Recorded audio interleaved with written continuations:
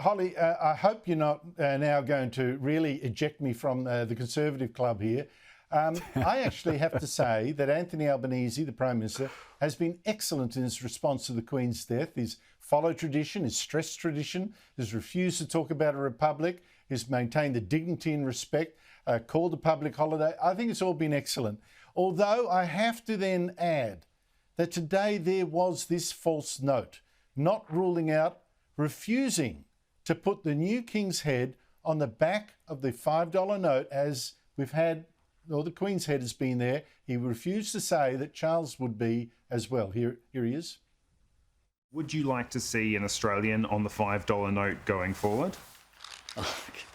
I think with a lot of these decisions and questions, to preempt them, you know, I'm speaking about a funeral that will take place of Queen Elizabeth II on next Monday, and I'm being asked a question about her replacement on the $5 note. I think this is a time where a bit of respect is required. What's that about, Hollie? It's not a hard question. Well, I saw today there was some mock-ups of what King Charles III's face will look like on the back of our coins. I think it's a very sensible substitution for the Mint to move to King Charles to be on the $5 note. There are certain things, and you and I obviously understand this, as the very nature of conservatism is respect for institutions and tradition.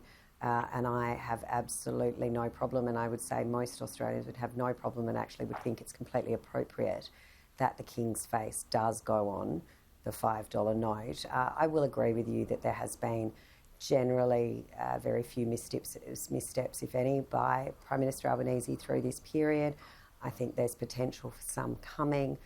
Even the sitting week he's hastily put together, he won't even be there for 2 of the 3 days, so I'm not quite sure why that was the week he picked. But certainly when it comes to honouring the traditions, and obviously these would have all been pre-planned. We knew that there were plans for the Queen's death wherever it occurred, and have been for a multitude of decades. So I'm sure you know all of these protocols were already in place, but he has certainly adhered to them.